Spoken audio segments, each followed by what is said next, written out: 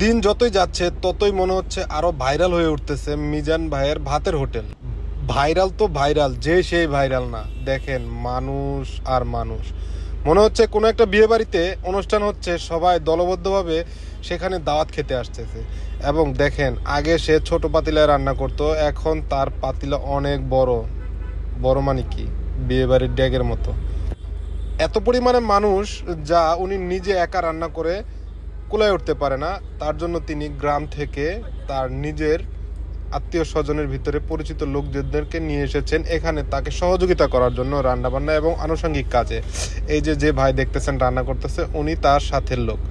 আরও 2-3 জন আছে দেখলাম, ওনারা কেউ প্লেট ধুইতেছে, কেউ তার রান্নাবান্নার জন্য যাবতীয় সহযোগিতা এবং হোটেল পরিচালনা করার জন্য সহযোগিতা করতেছেন।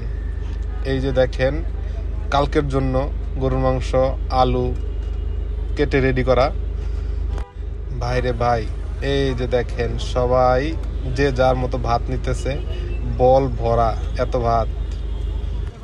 প্রথমে 100 টাকা জমা দিয়ে একটা টোকেন নিচ্ছে এবং এই টোকেন দেখিয়ে তারা এখান থেকে নিজের মতো করে ভাত নিচ্ছে। এবং ওই যে সামনেই দেখেন বড় একটা কড়াইতে গরুর মাংস রান্না করা, তারপর এখান থেকে 1 পিস গরুর মাংস নিবে।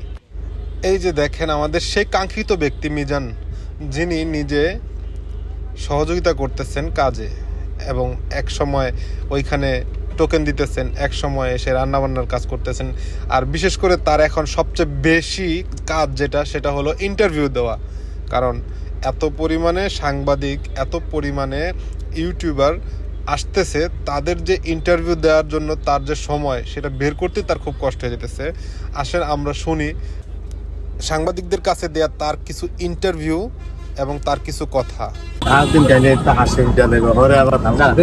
দেখি আমরা কিন্তু টোকেন নেওয়ার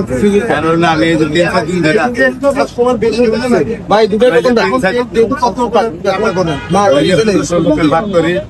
আমি যে 3-4 দিন ধরে দেখে মনে হচ্ছে সবাই বিয়ে বাড়িতে দাওয়াত খেতে এসেছে, যে যার মতো খাবার নিচ্ছে বুফে থেকে টোকেন দিয়ে, এবং যে যার মতো বসে এখানে খাচ্ছে খুব আরামের সাথে।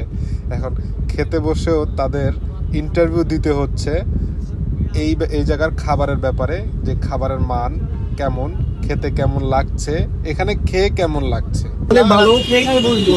ভালো রেস্টুরেন্ট থেকে এখানকার যে মাংস দেখলাম, মাংস অনেক মানে একবারে তরকা যাওয়া মাংস।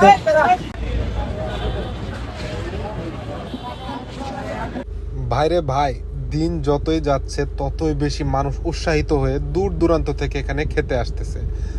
আজকে এই পর্যন্তই। আপনারাও এখানে খেতে আসবেন, দেখবেন মিজান ভাইয়ের হোটেল।